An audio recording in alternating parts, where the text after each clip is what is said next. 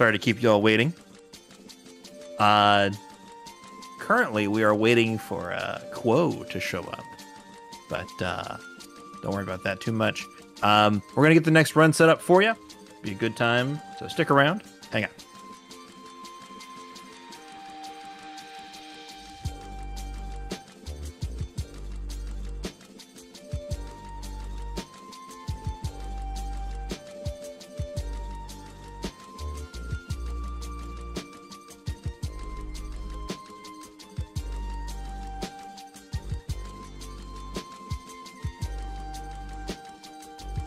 All right.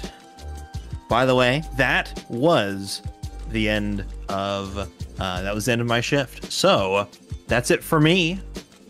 I'm going to be handing it over to Dark Aries, and Dark Aries is going to be your host for the foreseeable future for the next couple of runs.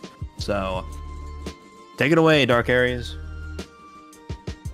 Hello, hello, hello. Welcome, everyone. This is the second time you get to hear my voice. It's really funny because I kind of have like this vocal fry ASMR thing going on right now, but the next run is actually going to be very certain that it's a bid war between Extreme G or XGRA. So, you know, it's a little bit of a clash right there.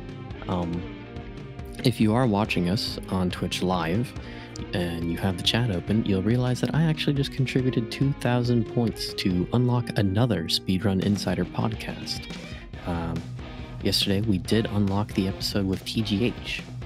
So if you guys maybe not know, you know, the run is really hype, but there is that lull between the days. And, you know, I believe this is actually it is Sunday today. It is the last day of the weekend, which is quite unfortunate, but it does mean that if you're like me and haven't been able to catch the event 24/7, or at least the waking moment to the waking end of each marathon day, you know, you can catch up on the Twitch.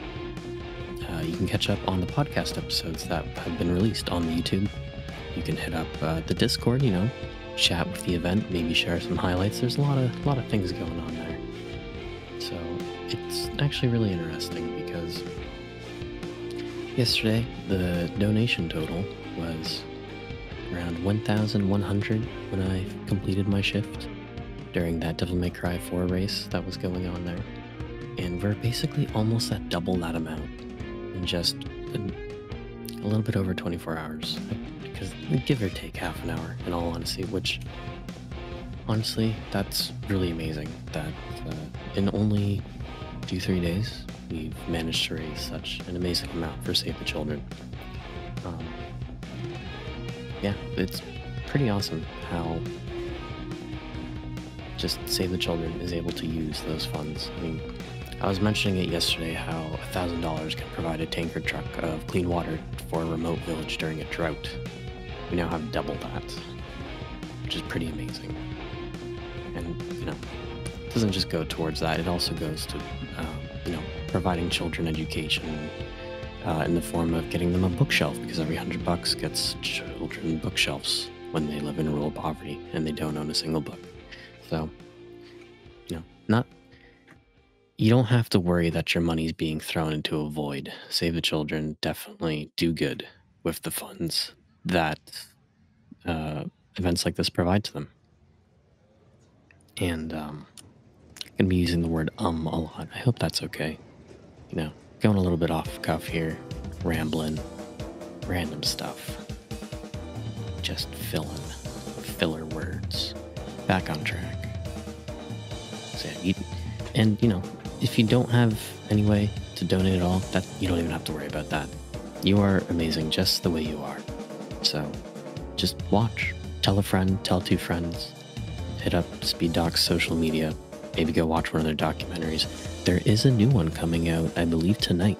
There will be a watch party. As far as I understand, I might not be there, so you might not, you know, watch it with me, but there's going to be a lot of other lovely people that you'll be able to watch it with, so I think we're going to be starting the next run soon, so just, you know, maybe grab a quick snack, and I'll see you there with Dayman. doing either a run of Extreme G or XGRA.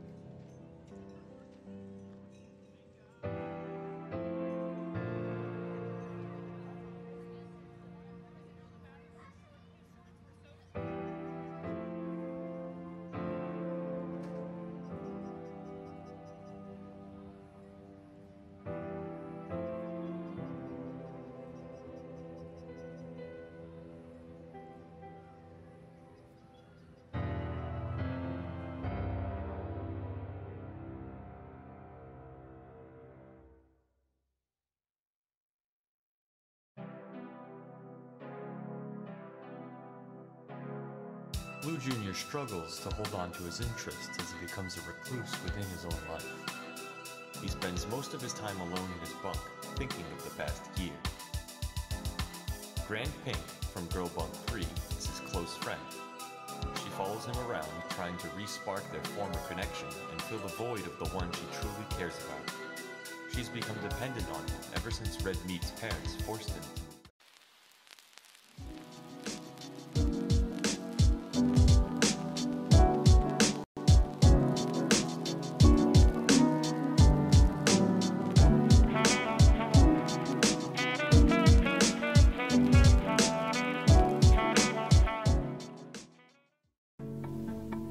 ساكن أنا وأخواتي هذا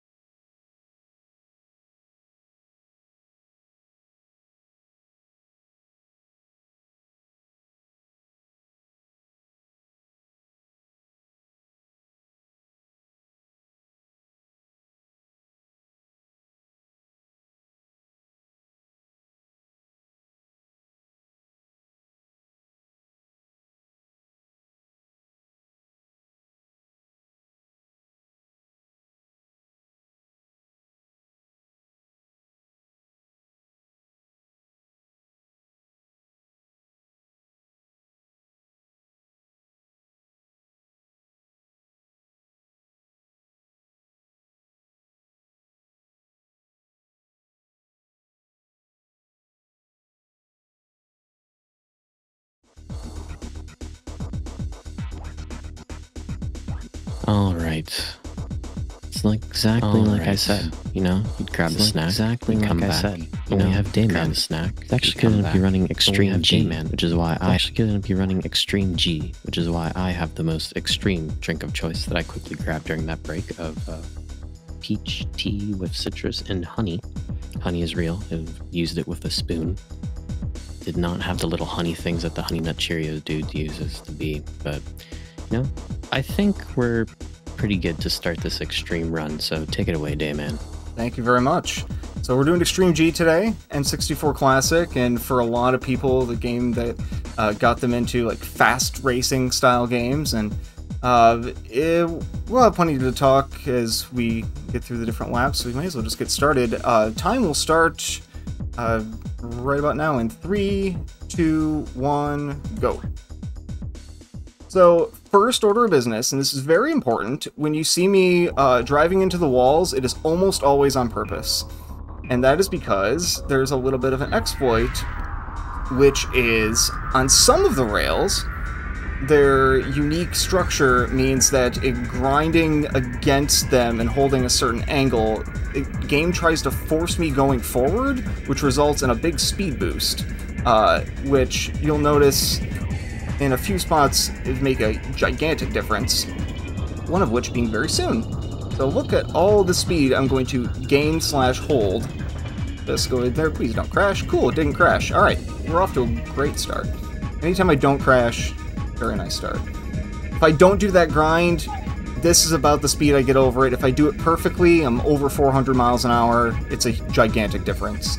The other thing that's important to note is some of these tracks have these red things that come out of the ground. They're kind of like translucent. These are nitro curtains, and by driving through them, you go faster. But if you press one of your nitros, which is the 3 boosts you get, and then go through one, you get a gigantic speed boost, which ends up being critically, ends up being critically important. You know, that's having to mess up a grind. So it's not just blindly steering into the wall as much as I wish it were sometimes. But we still maintain a fair amount of our speed. Engines are pretty strong, especially because in the speedruns we use the Neon, which is the reward vehicle you get for getting first place on every track with a standard bike. And then you get this one, which is leaps and bounds better than all the other bikes. And to be perfectly honest with you, I've never actually used the other bikes. I had previously done some work with the other Extreme G games, and then the XG1 people were like, hey, you should try XG1. I'm like, that sounds great, give me the code. So we didn't have to worry about the unlocking process. I don't have to split, this is great. I have to reach over and split there. So this track, as you can see, has a nitro curtain at the very start. So I'm actually going to start a little slower. Ooh, that was very nice. So you can get the extra, we call it like a double nitro effect, by burning one of your nitros right at the start, right as you cross between the curtains. And you can start with an immediate great speed boost, which is awesome because the terrain's pretty jagged and you can kind of fly over some of it, and then the other stuff where you lose all your speed going uphill, that doesn't really become a problem. I'm going to try to not fall in this gap. Didn't fall in the gap, we're off to a great start. And now I'm going to try something here, we'll let you know if I get it.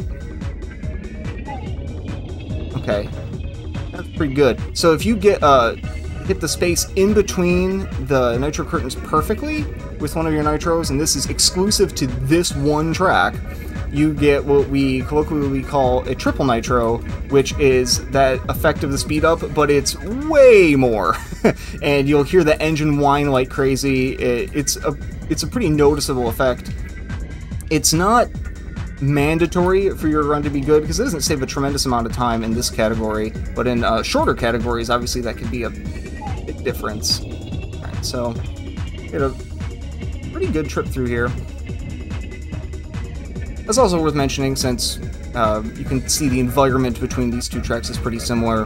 This game has 4 areas and 3 tracks each, so this is what we call deserts. This is Desert 2.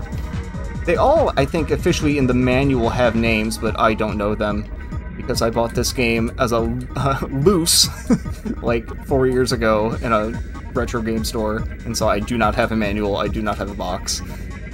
I was a late adopter to this one in particular, but I did play Extreme G2 a lot as a kid. I don't know why I don't know why I never played this one. It just seemed to skip over me for some reason. That's a pretty good start. So this track is notoriously tricky to deal with because we have a spiral section, a little bit that can be very finicky, and then we have a tunnel that is really narrow, and other bikes get in the way, and it's bumpy, and you just leave a ramp, and the ramp wasn't programmed very well, and so you always leave at a weird angle. Oh yeah, here's the twisty section. Alright, so the ramp's coming up here. I would be very, very gentle, maybe a little tap of a brake. Okay, that was good. If you have that just a slight bit off, and it doesn't even have to be you making a mistake, sometimes you just get a weird angle, and you get a weird angle, and you're flipping around, and it's a whole issue. Fortunately, the game does not actually allow you to drive backwards, which is another thing that has potential for an exploit down the road. The whole idea of every time you try to go backwards, it tries to push you forward the correct way, and in doing so, it has the similar effect to these grinds, where you actually get a monstrous boost of speed. But as of right now, we don't have any way of consistently setting up what we call the backward speed up glitch. And one day we hope to find a way to do it consistently on a track, because there are a few spots where you can definitely do it, and boy oh boy do you go fast, but going for it is massively risky when we don't really understand 100% of everything that goes into it, so we have to hold off on that for now. can start lapping people, which is always runs the issue of crashing into somebody. It should be okay as long as I can get into the tunnel clean and be in business. That was medium bad as far as tunnels go. Still actually pretty good Desert 3, if I'm being honest. I'm gonna pat myself in the back. So now we go out of the desert and into the city tracks, which is actually my favorite of the areas. And I believe the lore of Extreme G1 is that it takes place post-apocalypse in like a mostly empty world in, remember, like the 22nd century something? I don't know. There are 4 Extreme G games. Their timeline is not consistent. In fact, their timeline is so inconsistent that promotional material for XGRA, the 4th game, talks about it taking place in 2045, but the game itself takes place in 2080. So, I don't think that they want their motorcycle racing game to be particularly lore-focused.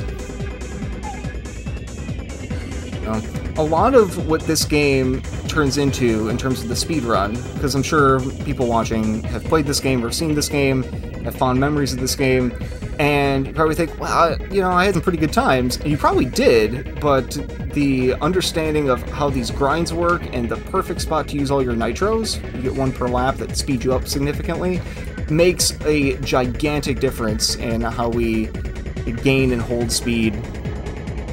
And with just a few tricks, just a few tiny little optimizations, times just absolutely plummet. We actually had someone new to our community just a couple weeks ago who played this game a ton, found out there was a speedrunning scene for it, taught him the optimal nitro spots, where all the grinds go, all the right grind angles, and we're just waiting on him to get a capture card so we can record some of these runs because he's been doing a whole bunch of stuff offline and doing really well. And that's the kind of thing we really like when it comes to all the Extreme G games. We're helpful, we're supportive, we just want to see people go fast on weird bikes.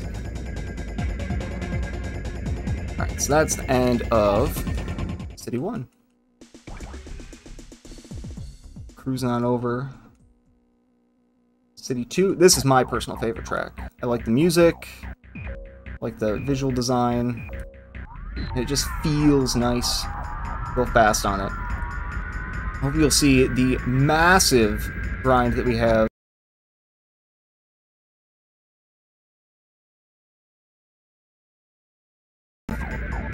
Later in the track.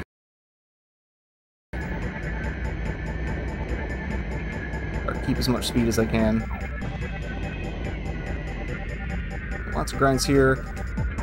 Nitro, straight into a grind. As soon as it flattens out to normal track, bail. As soon as you get to this gray rail right here, that's grindable. You'll also see that in this track in particular, because there are so many grinds, my shields are going to keep depleting.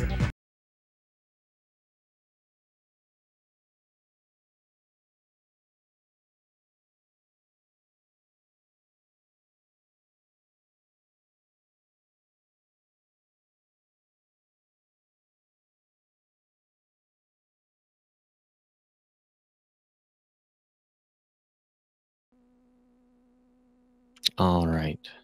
Sorry for the technical difficulties, everyone. Ironically, as it turns out, the category name for this game, this run, is Meltdown, and OBS had its own little meltdown. And, you know, that's just how things go, but I think Dayman's gonna kick it back, let us know when to restart the timer, and then we'll just continue the run. Yeah, we're just gonna pretend none of that ever happened, and we'll just get the timer going in 3, 2, 1, go. Alright, actually, you know, not the worst time for me to intentionally crash, because this is right where I turn on another nitro. And so I'll get all my speed right back. Anyway, so like I was saying right before everything exploded, we're just kind of chilling for the next couple laps. If there's anything you want to talk about with donation incentives or, you know, the stuff coming up, now is a really nice time. Yeah, so, you know, donation incentive-wise, they were on the dashboard. I need to pull them up. because Understood. that's just I'm all over the place. Just OBS crashes and my brain just goes, oh, well. But there is some exciting stuff even beyond the donation incentives. I mean, next we have Portal 2. After that, we have Paper Mario. We have that Shadow of the Colossus World Record History watch party as well to end the weekend. So, actually, I do see that there is an incentive on Paper Mario to bring Luigi to the castle party. Unsure if that hasn't met yet, but, not to worry, because there's other things that you can always donate for. And if you don't even need an incentive, I do notice that we're actually only $4 away from 2,200. In Save the Children, with $1, they can actually provide 4 children with treatment against pneumonia. So, if somebody donates $4, or 4 people donate $1, there's now 4, 8, 16 kids that Save the Children could have helped with pneumonia. Just think about it, Alright, and great timing, because now we get to go on to a track that is exclusively chaos. It's the shortest track in the game. It's basically impossible to steer through half of it, and you go really fast. So, we're going to do our best. This is the notorious City 3. So another one of these nitro curtains, and then we're going to go immediately into a grind and gain even more speed, and then, right as soon as we gain all that speed, serpentine section. And now we just kind of, like, usually you don't stay on the ground because gravity's not really a big thing, and then, we're going to do our best. I'm going to try to stay on the ground for 1 lap. That is my personal goal here. And if I can not crash into anything for half of the serpentine section, a little junkyard there, I will consider that a very large personal victory. Alright, cruising. Oh god, almost went the wrong way. That would have been awesome. Because anytime I go the wrong way, not only is it like way slower, but I always crash. Every time. It's not supposed to happen at all. And actually, I don't even know if I've ever gone in that tunnel, now that I think about it. I know it's slower, so I've never done it. You can also go up top. It's worth mentioning that casually, you've probably played this game with weapons, but we turned those off for the speed run. Just makes everything much more consistent.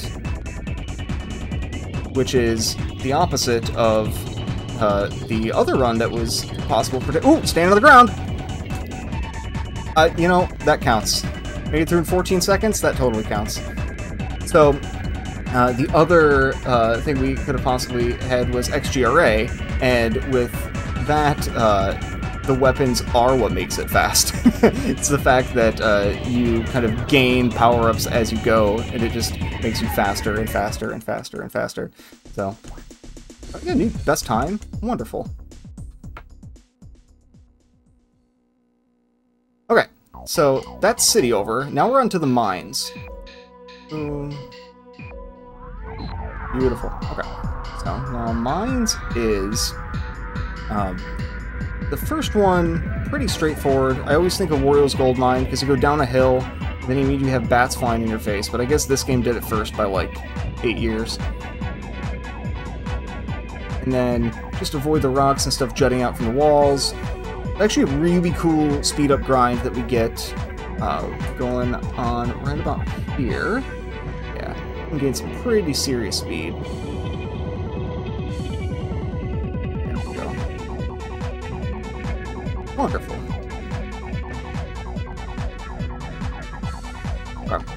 Oh, so far. Yeah, watch out for that stupid rock right there. And back to Wario's Gold Mine. Fortunately, the bats here can't hit you. Always goes up pretty well. Funny enough, the Extreme G1 community decided at the beginning of this year, actually it was the end of last year, that they wanted to have an Extreme G1 league where they set benchmark times and you try to clear the benchmark times for all the tracks just as an effort to get everyone together to get the specific records down for individual levels. And it actually worked out pretty well, and we got things going, and that was actually what got me on board for this game in the first place. I've done stuff with the other Extreme G games, but never gotten around to this one, and I missed out. This game's really good. I'm very happy with just the general flow and pacing of it. It controls really well. I know a lot of people will see N64 games and expect them to be kind of difficult to work with and really laggy and kind of jank, but honestly, as far as N64 goes, this aged pretty darn well. The draw distance is awful, like you can't see where you're going beyond the immediate future, but other than that, I mean, that's just something you're going to have to deal with all N64 games. I really don't have very many complaints. So, which brings me to this, Mines 2, which is actually the first track I ever played, because when I started during Extreme G League, this was the first track that they were working on, because I had a bit of a late start. And this track is really jank. These tunnel sections have stuff jutting out of the ceiling. If you instantly pop into the air, you can get flipped all the way around. It's an absolute mess. But for me, it feels like home, because whether I wanted to or not, this is how I had to learn how to play. We have big grind here coming up, and then there's what we call the icicle. You'll know what it is. Don't hit the icicle. That's all I have to say. Oh boy.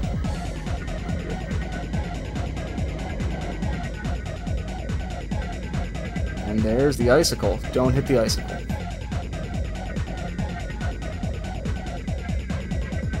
It's long. And it's very, very easy to just hop into the air in this game, which is actually something you can avoid by tapping the brake. Weirdly enough, if you brake in the air, you fall. Don't really know how the physics of that works, but we're not going to question it. Future bikes.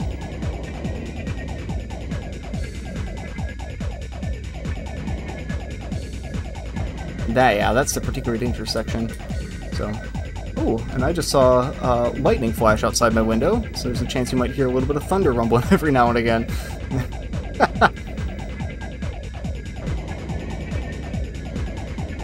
Beautiful. So, this is kind of, in a sense, even though this track is difficult, this directly precedes the most difficult track in the game, and no one would argue any other way.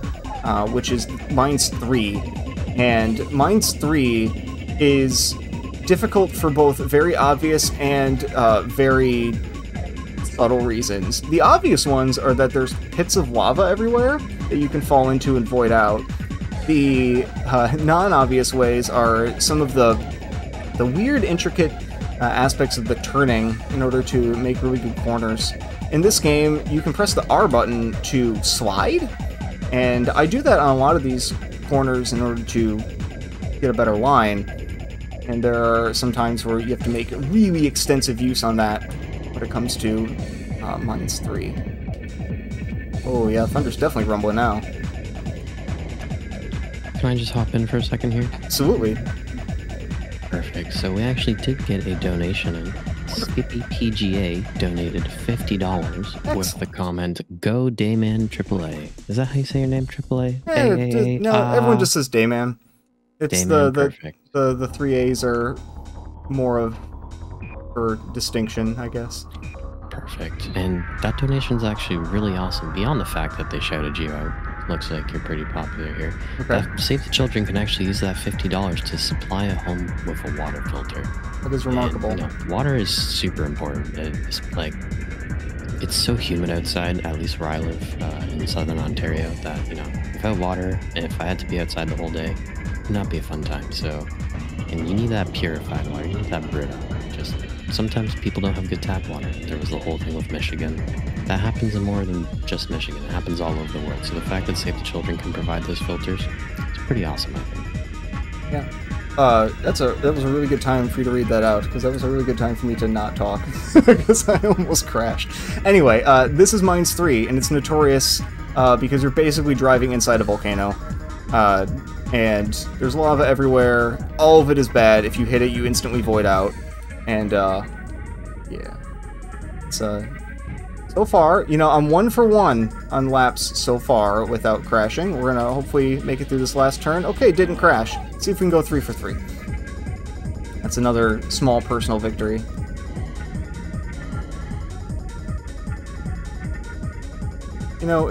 as much as we make fun of N64 and its graphics and various capabilities, okay, that worked out pretty well, I do think this level actually looks pretty good. I also like the trend of volcanoes being present in racing games in the 90s, because we get this, you get Hot Top Volcano and Diddy Kong, all sorts of fun, you know, Bond villain aesthetic racing levels. This is where we get that big use of the slide button, and you might be able to hear me slamming out on my controller. I play on a GameCube controller with digital shoulder buttons that I use for quite a few games, and it is kind of a lifesaver when it comes to stuff like this. I really don't like... Oh, he got stuck in the wall. He is stuck in the wall. I really don't like using traditional N64 controllers for racing games very much. I don't mind them, but racing games not so much. The nice GameCube controller is so good if you play a lot of Nintendo stuff, which I do. And, okay, 3 for 3 on making the nitros. There's the safe way to do that nitro is to wait until after that turn, but it loses time. And I decided that I should be flashy. Get through there, which is nice. Okay, that's all the major choke points.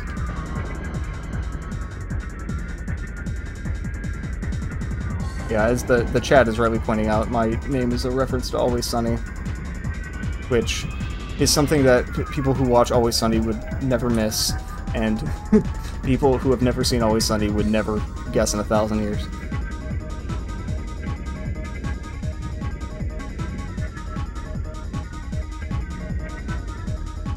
Alright. Yeah, he's still stuck. He is still stuck in the wall. Ah, wonderful. So, 3 races left. Now we're off into the space station. This is Space 1, colloquially. Beautiful. Good start. So, one issue that can happen on this track is called satellite bonk. And I'll leave you to figure out what that is in about 10 seconds. Less than 10 seconds. Okay, that was like a mild satellite bonk. There's a big satellite, and when you go through that section quickly, which obviously you would like to do, there's a chance you'll just crash into the satellite. And not only that, there's a chance that you crash into the satellite in such a way that you fall to the ground with absolutely no speed. Knocks you back down to 0. And then you just have to deal with that. Start your slow chug back up to speed, which is actually kind of annoying in this case because that's nowhere near where we use our nitro. Normally if you run into an issue where you crash and it's right when you're about to get your massive speed boost, it's not a huge issue. Okay, that's a mild bonk, totally okay. So the navigation's pretty good. In these big corkscrew sections, this is a mechanic in a lot of these games where if you pull back, you actually will have improved speed through slopes upward, and if you push forward, you'll grip the track better and have improved speeds when the track goes downward. And so in those, just pull up, and it works out really well. Alright, there we go. And there's a satellite bonk. Right on cue. That was bad. I should have aimed much further to the left. That's on me. I'm not going to pretend that that was some bad luck moment. That was absolutely me being bad at the game. Alright, and this will conclude Space 1, which is kind of our little breather. You know, we just had that trip through Mines 3. Space 2 is a fairly technical track. The individual level for it is unbelievably brutal because you actually have to start with, for the lap records, you actually have to start with a nitro on the previous lap, and it has to be perfect, and you gain so much speed going across the finish line that you carry it all throughout this section, this huge, nasty chicane, and then you have to hit another nitro perfectly. It's wild. I highly encourage, if anyone is interested in just crazy time trials, the fast lap time trial for this track, oh god, is absolutely remarkable. It's horrible to do. Like, I would never want to spend more than 10 minutes doing it, but I applaud the people who have decided that it's worth the grind. And boy, oh boy, is it a grind. So that you'll probably notice that there was a nitro curtain on the right there that I didn't take, and that's because that sends you along a longer path. But when you're doing a lap time, you don't care about that. All you care about is your speed, and so you end up using your nitro through that nitro curtain, and then trying to hold that speed for as long as you can into this section. And we nitro again and again. Basically, the main difference between your 3-lap time trials and your 1-lap time trials is that in your 1 lap, you can burn all 3 of your nitros, assuming that there's a good spot to use them on. Only 1 grind in this level, right here. It's a short one. Keep that speed. Smoothing on out. So, as we kind of gradually get things wrapped up, we only have 1 track left after this. It's definitely something that... Oh boy. Yeah. I was just gonna say, I really like all these games, and I would strongly encourage anyone who has even a passing interest in racing games to give all or some of them a try. They're all fun. They're all strangely different. There's 4 Extreme G games, this being the pioneer that started it all. And unfortunately, we're never going to get any more because the company that makes them went out of business a very long time ago, back in like 2004, 2005. So these are the 4 we have forever. And I strongly encourage fans of fast racing to give them a go. A little bit different than your F-Zeros and all that because of the weapon systems, but still a really good time. Alright, last race! This is Space 3, and I love this track. This is my second favorite track. I always think Wizard of Oz, because we get the yellow brick road through the countryside here, even though I believe the lore is that this is on a very large space station. And so you get those vents for, like, all your artificial air circulation and terraforming. And you got all the machinery on the sides. Pretty cool. This section right here is very difficult because you have to get this grind, but you want your launch angle to exit angle to be good, so you can keep as much of your speed as possible. You can definitely keep way more than what I did, but what I did is definitely okay. We're not going to complain about that.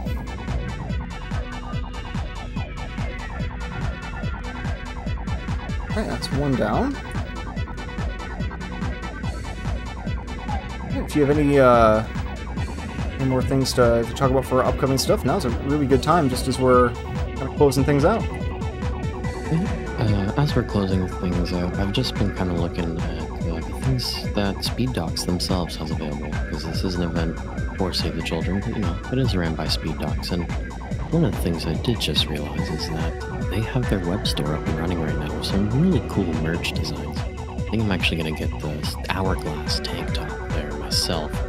But if you guys do want to support SpeedDocs directly, that is one of the ways you can do it. Just go to SpeedDocs.tv, grab some merch, and, you know, strut around in style. Yeah, and it's not just clothing as well. I saw you had a coffee mug up there. Pretty good. I like that store. Well, I don't think the merch command worked.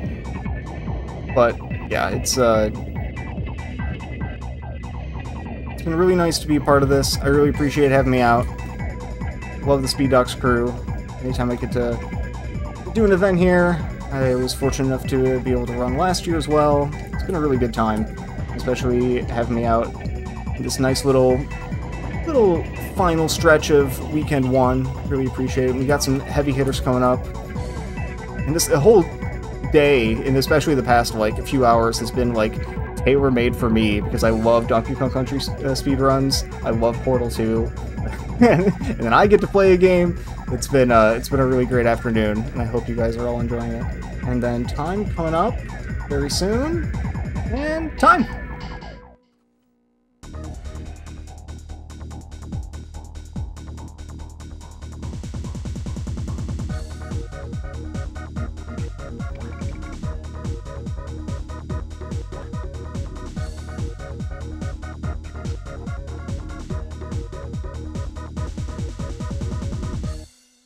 There we have it.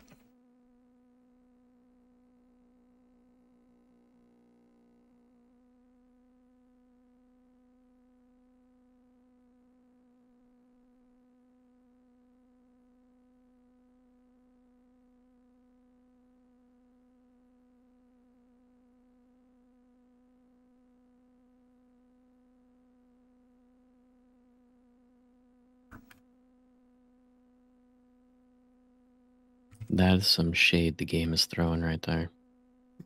Try using a regular bike. I want to go fast. No chance.